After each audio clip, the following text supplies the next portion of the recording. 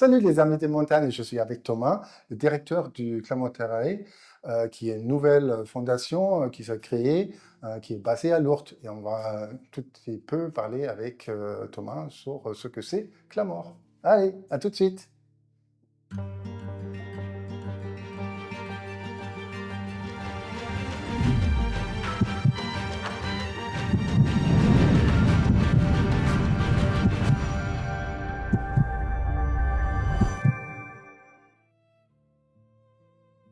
Salut Thomas, Salut Dirk, on est dans vos locaux ici. tout à fait, soyez bienvenus. Merci, c'est super sympa. Euh, alors, Clermont, euh, Ferraille, d'abord, qu'est-ce que c'est et qu'est-ce que ça signifie, cet nom, Clermont Ferraille? Alors, clamor terrae, un mot latin, ça veut dire la voix de la terre, le cri de la terre. Il y a un mot français qui s'approche de clamor, c'est la clameur, le cri du peuple, faisant allusion là au cri de la terre. Et c'est à la fois l'idée de vouloir tendre l'oreille à ce cri d'alarme, parce que les choses vont pas super bien. Et elle crie fort, la terre. Et elle crie fort, elle crie sacrément fort. Et puis se laisser bercer par cette voix, lui donner un écho. Voilà. Et donc nous, notre objectif, d'écouter cette voix de la terre, de l'étudier ou de contribuer à son étude, de la défendre, et puis essayer de la régénérer, de l'amplifier le plus possible. Et comment vous voulez le faire? Eh ben, on le fait avec les moyens qui sont ceux des fondations et des fonds de dotation. Donc Clamor Terrae, c'est une fondation qui a le statut de fonds de dotation, c'est-à-dire qu'on reçoit de l'argent, de mécènes, de donateurs, qui nous permet après ensuite de mettre en œuvre des programmes d'action dont la vocation, c'est d'essayer de lutter contre la dynamique d'effondrement, de destruction de nos écosystèmes. Donc on agit prioritairement sur les Pyrénées. Et notre, en gros, philosophie d'action consiste à soutenir, dans la mesure du possible, des programmes de recherche qui portent sur le vivant, les Pyrénées prioritairement, d'essayer de mener des recours juridiques, des défenses, de défense de ces écosystèmes, de protéger ces écosystèmes par l'acquisition foncière, donc acheter du foncier pour les soustraire à des logiques extractivistes, destructives et autres. Et puis ensuite, sur ces fonciers dont on s'est rendu propriétaire ou ceux qui sont gérés par des gens qui partagent les mêmes intérêts que nous, on cherche à y déployer des modes de gestion qui vont de la libre évolution à la sylviculture douce pour les forêts, par exemple, pour faire en sorte de réaligner les usages anthropiques de ces écosystèmes avec les limites planétaires, tout simplement. Ok, mais c'est super intéressant, mais ce travail, elle a commencé quand?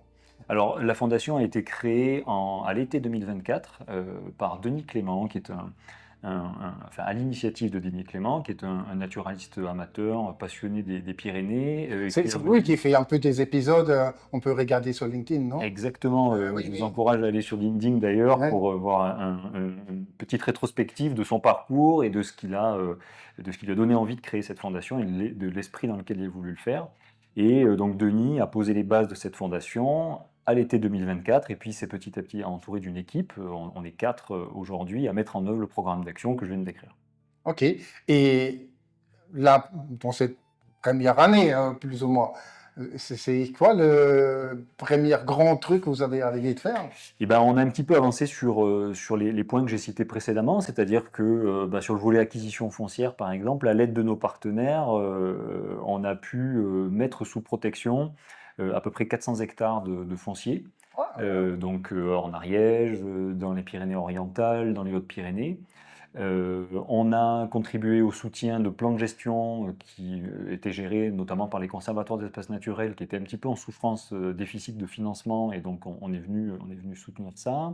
On a déjà commencé à publier nos premières études, notamment une étude que je vous encourage à aller retrouver sur le site internet de Clamor Terrae, sur nos réseaux sociaux, sur l'avenir de l'hydroélectricité dans les Pyrénées. Ok, qui est très important. Et voilà. L'électricité dans les Pyrénées, on a un plein. Et il y en a beaucoup, c'est extrêmement développé. Et cette infrastructure technique-là, qui pose un certain nombre de problèmes sur l'environnement depuis très longtemps, se retrouve percutée par le contexte du changement climatique qui fait qu'exacerber les problèmes qu'on connaît déjà depuis longtemps. Et donc on a voulu faire un petit état de l'art à destination du grand public sur les impacts de cette activité sur le milieu naturel. Vous n'avez été pas des paresseux alors, vous avez bien bossé. On a essayé de bosser, oui.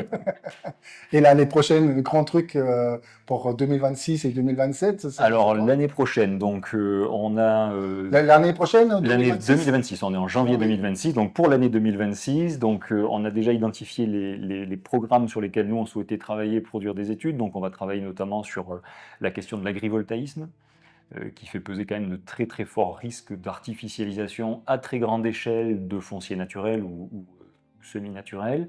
On va produire des études aussi sur le pastoralisme et les impacts que ça a sur le milieu montagnard, sur la question de la transition touristique, économique des vallées pyrénéennes, et une dernière étude très certainement sur les prélèvements en eau de cours d'eau sur le piémont pyrénéen et les impacts que ça peut avoir sur l'écosystème. Donc ça, c'est pour le côté études.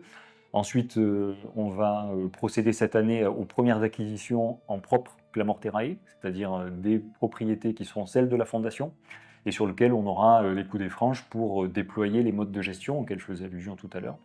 Et puis on continuera de soutenir les projets d'acquisition de nos partenaires, bien sûr. Voilà, puis des événements grand public aussi, et on espère soutenir encore davantage et continuer à structurer le comité scientifique et technique qui adosse les travaux de la Fondation et qu'on entend faire basculer en mode véritablement opérationnel pour l'année 2026. Et vous êtes aussi en train de chercher un peu d'autres mécènes ou On est toujours en recherche de Toujours. mécènes. ils sont toujours en train de chercher, hein. Si vous avez un peu l'envie d'aider, d'éteindre le gris de la Terre et aider Clamor-Terrae pour le faire, ça sera bien de revenir vers eux pour aider. Et ouais, ça sera bien pour soutenir tout ce travail qui a bien débuté là. Exactement. Et pour le continuer dans la future. Évidemment, la Terre, ben, on a tellement dissocié un peu partout qu'on peut toujours trouver les possibilités de faire d'autres études, d'acheter plus de foncier pour Exactement. agrandir de la protection, etc. Bah, le moins qu'on puisse dire, c'est que ce qu'on fait depuis 30 ans, c'est quand même pas vraiment à la hauteur des enjeux.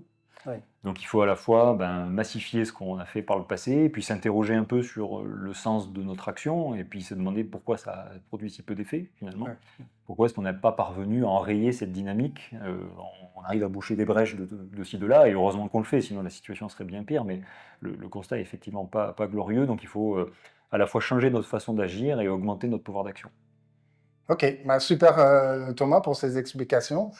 Cette fondation s'appelle Clamor-Terrae. Elle est à Lourdes. Thomas, il est super sympa.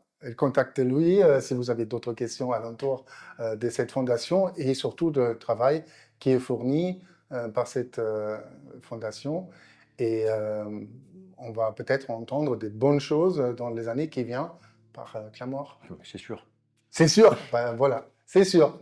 Allez, à bientôt. Ciao, ciao. À bientôt, au revoir.